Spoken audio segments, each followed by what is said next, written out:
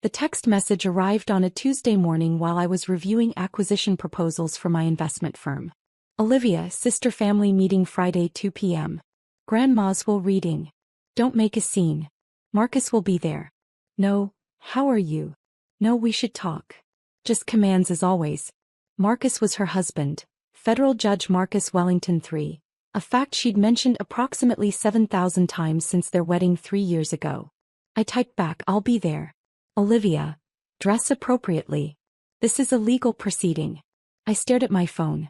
I was 32 years old, owned a $47 million private equity firm, and sat on 4 corporate boards. But to my family I was still little Emma, the perpetual disappointment who'd chosen finance over law school, investment banking over the family's preferred path of judiciary connections and country club prestige. Grandma Helen had died 2 weeks earlier at 91. I'd been with her, holding her hand in the hospice room while my sister was at a judicial fundraiser and my parents were on a Mediterranean cruise they refused to cut short. Grandma's last words to me were, "You've always been the smart one, Emma. Don't let them make you forget that." I hadn't cried then. I wouldn't cry now. My relationship with my family had been complicated since I was 16 and refused to attend Yale, their alma mater, choosing instead a state school with a better economics program. "You're throwing away your legacy," my father had said. "You're being selfish," my mother had added.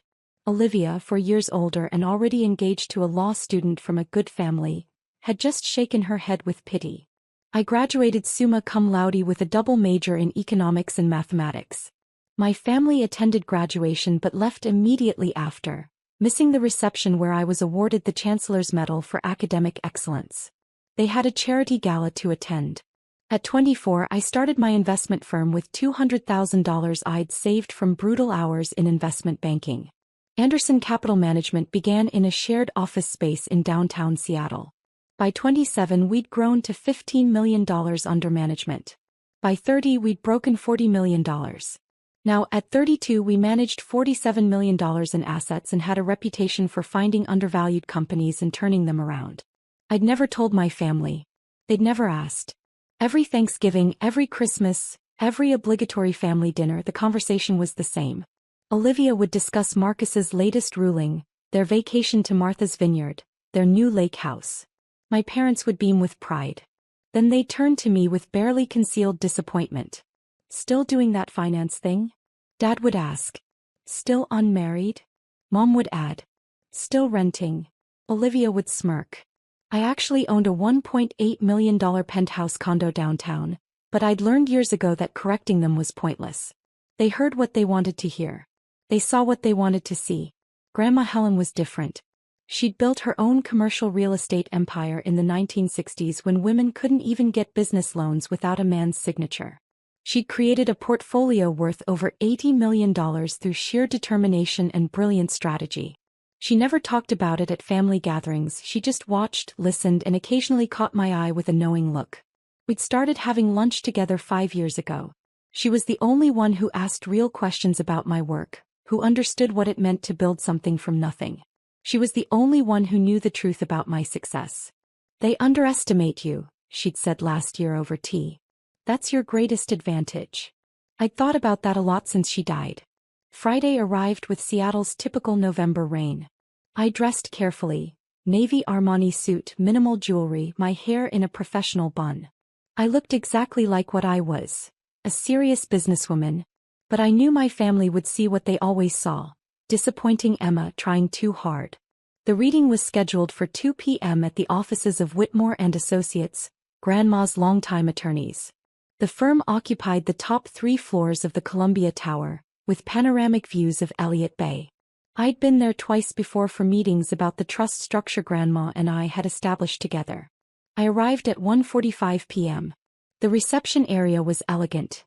Dark wood, leather furniture, fresh orchids on every surface. My parents were already there, my mother in Chanel, my father in a custom suit. They barely glanced up from their phones. "Emma," my mother said. "You're early." Traffic was lighter than expected. My father grunted. Conversation over. At 1:58 p.m. Olivia swept in with Marcus. She was in head-to-toe designer wear, her engagement ring catching the light like a small spotlight. Marcus was tall, distinguished, with silver at his temples and the confident bearing of someone who'd never been told no. "Sorry we're late," Olivia announced, though they weren't. Marcus had to finish a conference call with the Ninth Circuit. "Not a problem," the receptionist said smoothly. "Mr. Whitmore is ready for you." We were ushered into a large conference room with floor-to-ceiling windows. Jonathan Whitmore sat at the head of the table. 70 years old, senior partner, one of the most respected estate attorneys in the Pacific Northwest. Next to him was a woman I recognized, Patricia Chin, Grandma's personal attorney and the architect of her trust structure. And next to Patricia was someone I hadn't expected. David Morrison, my own corporate attorney. Olivia's eyes narrowed when she saw David, but she said nothing. We all took seats. My parents and Olivia on one side of the table, Marcus at the end near Jonathan, and me on the other side near David. "Thank you all for coming," Jonathan began. "We're here to review the estate of Helen Margaret Anderson. Before we begin, I want to acknowledge that Helen was not just a client but a friend for over 40 years. Her passing is a loss to us all." My mother dabbed her eyes with a tissue. Olivia nodded solemnly. My father stared out the window. "I thought about Grandma teaching me to play chess at 8 years old. Always think 3 moves ahead, Emma. And never show your opponent what you're really planning." Jonathan opened a leather folder. Helen's estate is substantial and complex. The primary asset is Anderson Real Estate Holdings, currently valued at approximately $83 million. There are also liquid assets, personal property, and several smaller investments. I saw my mother sit up straighter. My father leaned forward. Olivia's hand found Marcus's on the table. "The estate plan Helen created is unusual but legally sound," Jonathan continued. "She established an irrevocable trust 20 years ago, which she modified significantly 5 years ago. The trust controls all assets." "Standard practice," Marcus said, his judge voice carrying natural authority. "Trusts avoid probate, minimize taxes. Smart planning." Jonathan nodded. "Indeed. However, the structure of this particular trust is quite specific. Helen named a chief trustee with full discretionary power over all assets and distributions." "That would be me," my father said confidently. "I'm the eldest child." "Actually, no." Jonathan looked at Patricia, who opened her own folder. "The chief trustee," Patricia said clearly, "is Emma Grace Anderson." The silence was absolute. Then everyone started talking at once. "That's absurd," my mother said. "There must be a mistake," my father insisted. "This can't be legal," Olivia snapped, looking at Marcus. Marcus raised a hand, silencing them. His judicial authority filled the room. "With all due respect, Emma is 32 years old and, as I understand it, works in an entry-level finance position. Surely this represents a conflict of interest or demonstrates questionable judgment on Helen's part." David Morrison cleared his throat. "I'm David Morrison, Ms. Anderson's corporate counsel. For the record, Emma is the founder and CEO of Anderson Capital Management, a registered investment advisory firm managing $47 million in assets. She also serves on the boards of 4 companies, 3 of which are publicly traded. She holds a fiduciary designation and has managed complex trusts for multiple clients. She is eminently qualified." My family stared at me like I'd grown a second head. "You said you worked for a finance company," my mother said weakly. "I do," I replied calmly. "I own it." Olivia's face went red. "This is ridiculous. Marcus, tell them this can't stand." But Marcus was looking at me differently now, his judicial mind clearly working. "You're CEO of Anderson Capital Management? The firm that handled the Cascade Tech turnaround?" "Yes." "And you sit on the board of—" He paused, clearly running through mental files. "You're on the Evergreen Medical Board. I saw your name on a filing." "Yes." He sat back and I watched him recalculate everything he thought he knew about me. Patricia continued, her voice professional and precise. "The trust document is explicit. Emma has full authority over asset management, investment decisions and distributions to beneficiaries. The trust provides for annual distributions to Richard and Susan Anderson, that's your parents, of $150,000 each. Olivia, you receive $100,000 annually." "That's it," my mother gasped. "From an $83 million estate?" "The trust prioritizes asset growth and charitable giving," Jonathan explained. However, those distributions are guaranteed for life and inflation adjusted. It's actually quite generous. What about the properties? My father demanded. The commercial buildings? The vacation house in San Juan Islands? All held in trust, Patricia said. Under Emma's management. Olivia stood abruptly. I want to contest this. Marcus, we need to contest this. Marcus's expression was unreadable. On what grounds? On the grounds that it's insane. Olivia's voice rose. She's not qualified. She's never even mentioned having a job that matters. I'm sitting right here, I said quietly. Don't, Olivia snapped. She turned to me, her face contorted with anger. Don't you dare act like you deserve this. You disappeared from this family years ago. You skip holidays you never visit, you barely call.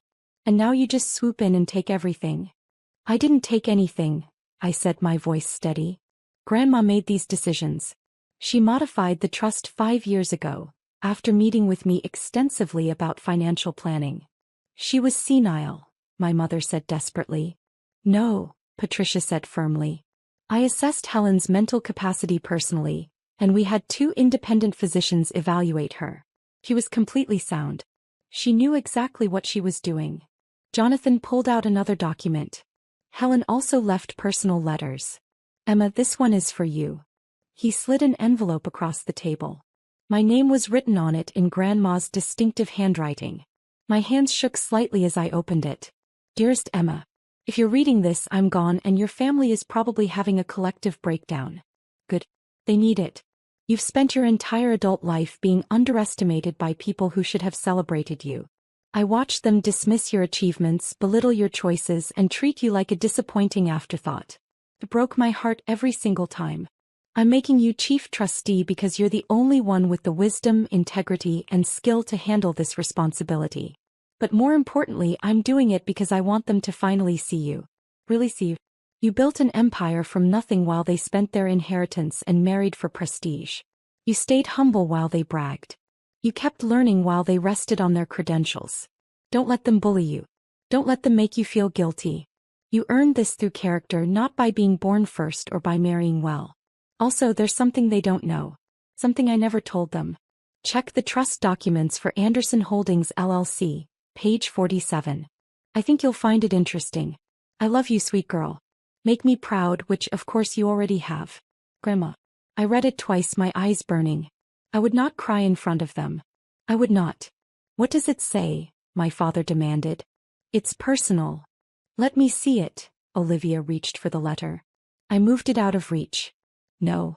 Patricia was already handing me a thick folder. The complete trust documents. Everything you need is here. I flipped to page 47 of the Anderson Holdings section. What I saw made me stop breathing. Anderson Real Estate Holdings wasn't just a collection of properties. It was the parent company of 16 LLCs, each one owning different commercial properties throughout the Pacific Northwest. And 5 years ago, Grandma had quietly made changes. She'd transferred partial ownership of 12 of those LLCs to me. Not through the trust. Directly. We'd structured them as gifts under the annual exclusion limit, spread across 5 years. Which meant I personally owned 40% of Anderson Real Estate Holdings, completely outside the trust structure. The trust controlled 60%. I controlled 40%. Together, I effectively controlled everything. Page 47, I said slowly. Property ownership breakdown. David leaned over, saw what I was seeing, and I watched him fight to keep his expression neutral. Marcus, with his sharp legal mind, immediately understood something had changed. What's on page 47? The LLC structures, I said. Grandma was very thorough. Jonathan Whitmore allowed himself a small smile. Indeed she was.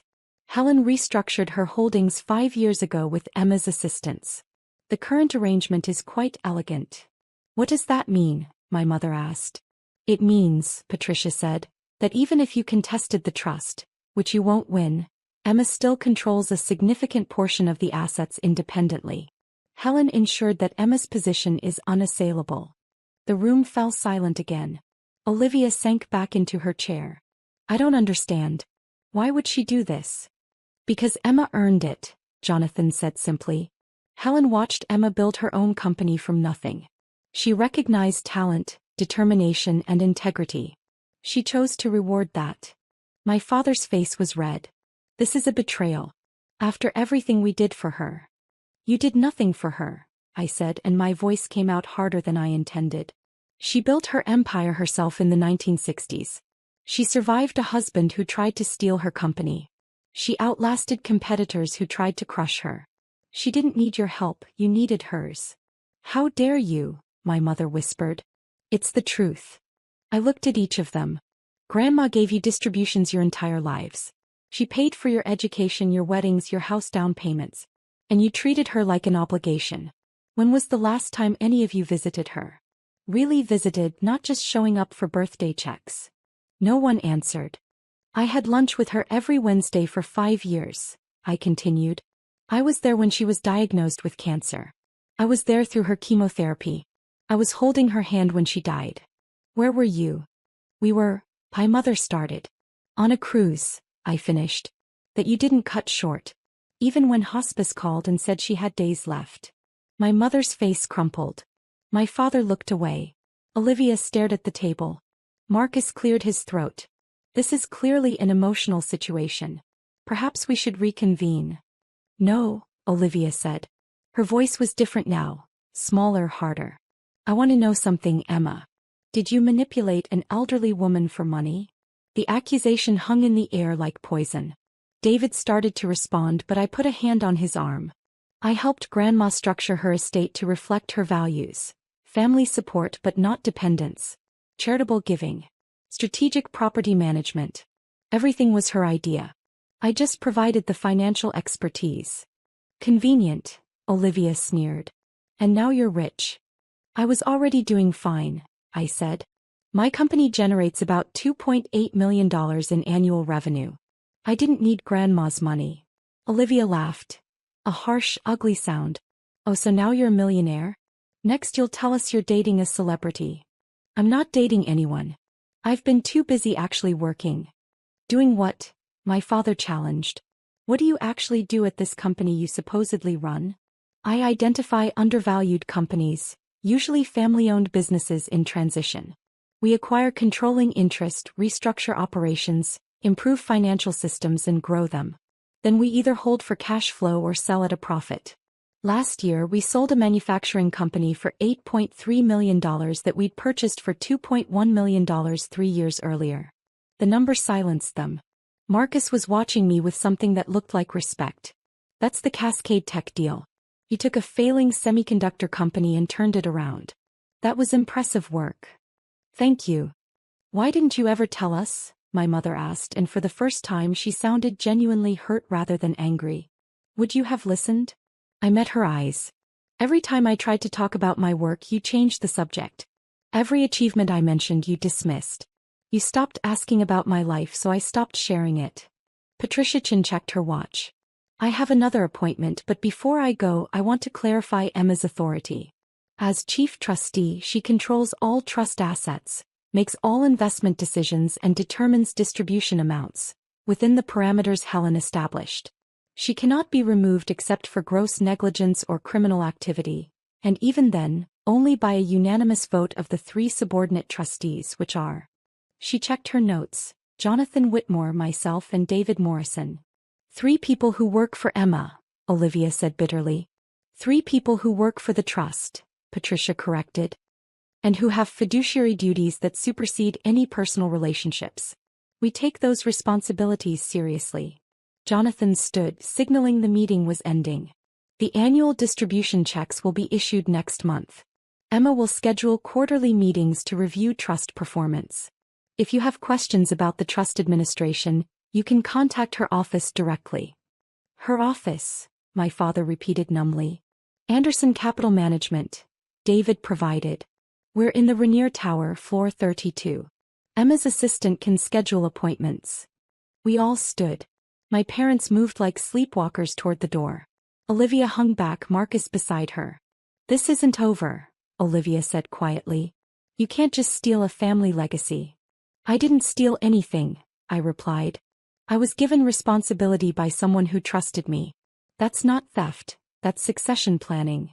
Marcus put a hand on Olivia's arm. We should go. But Olivia pulled away from him, stepping closer to me. You think you're so smart, don't you? With your company and your suit and your important-sounding job. But you're still just little Emma, the family disappointment who couldn't even get into Yale. I didn't want Yale, I said. I wanted to build something real. And I did. You manipulated a dying woman. That's enough, Marcus said firmly. His judicial voice. Olivia, that's an accusation you can't prove and shouldn't make. The trust documents are legal. The transfers were documented. Emma's qualifications are legitimate. This is over. Olivia looked at her husband in shock, betrayed. Then she looked back at me, and what I saw in her eyes was something I'd never seen before. Fear. Not of me exactly, but of what I represented. The realization that the family hierarchy she'd relied on her entire life had just inverted. She turned and walked out without another word. Marcus paused at the door. For what it's worth, Emma, I'm sorry. We should have paid more attention. Then he followed his wife. When the room cleared, I sat back down heavily. Jonathan, Patricia, and David remained. That went about as well as expected, Jonathan said dryly. Helen predicted every reaction, Patricia added. She said your father would appeal to primogeniture, your mother would cry, and your sister would threaten legal action through her husband. She knew them well. She knew you better, Jonathan said. She told me 5 years ago that you were the only one with the intelligence and integrity to handle this. She was right. David pulled out his laptop. We should discuss next steps. The trust needs active management, and you've got decisions to make. For the next hour, we reviewed the trust structure. The $83 million in real estate assets generated approximately $6.2 million in annual net operating income. After the family distributions and operating costs, that left roughly $4.8 million annually for reinvestment and charitable giving. Grandma had specified that at least 15% of annual trust income go to charities supporting women in business, education access, and cancer research. That was $930,000 per year minimum. She's essentially turned you into a private foundation manager, Patricia observed. Plus a real estate portfolio manager. Plus your own company. You're going to be very busy. I can handle it. I know you can. That's why Helen chose you. Patricia closed her folder. One more thing. Helen left specific instructions about her personal property. There are some items she wanted you to have. They're at the house. The San Juan house? No. Her house. The original one. I looked up sharply. The Magnolia house. I thought she sold that years ago. Patricia shook her head. She never sold it. She let your family believe she did, but she kept it. It's held in one of the LLCs you now partially own. She's been living in the guest house for the past 2 years, actually. The main house has been empty, waiting. Waiting for what? Patricia smiled. She said you'd know when you saw it. The Magnolia house sat on a bluff overlooking Puget Sound, a sprawling 1920s craftsman with views that stretched to the Olympic Mountains. I'd spent summers there as a child before Grandma supposedly downsized to a condo. Patricia met me there Saturday morning with keys. The house was exactly as I remembered. Dark wood beams, built-in bookshelves, window seats overlooking the water. But it had been updated. New kitchen, renovated bathrooms, fresh paint. It was move-in ready. She prepared it for you, Patricia said. Spent the last year making sure it was perfect. In the study there was a desk with an envelope on it. Another letter. Emma. This house holds my best memories. Your grandfather and I raised our children here. You learned to read in the window seat overlooking the garden. This house represents everything I built and everything I believed in. Roots, family, legacy. But family isn't just blood. It's people who see you, who believe in you, who celebrate your successes instead of resenting them. Your real family might be the friends you've made, the mentors who guided you, the team you've built at your company. This house is yours. Truly yours, not held in trust. I transferred the title 3 months ago. It's my gift to you for being exactly who you are. Live here. Build your life here. Fill it with people who deserve you. And Emma, forgive them if you can. Not because they deserve it, but because holding on to anger will only hurt you. They're flawed people who made mistakes. Don't let their mistakes define your future. But don't forget who you are either. You're the girl who graduated summa cum laude. who built a company from nothing, who sat with a dying woman because it was the right thing to do. You're not the family disappointment. You never were. You were always the success story. They just couldn't see it. All my love, Grandma.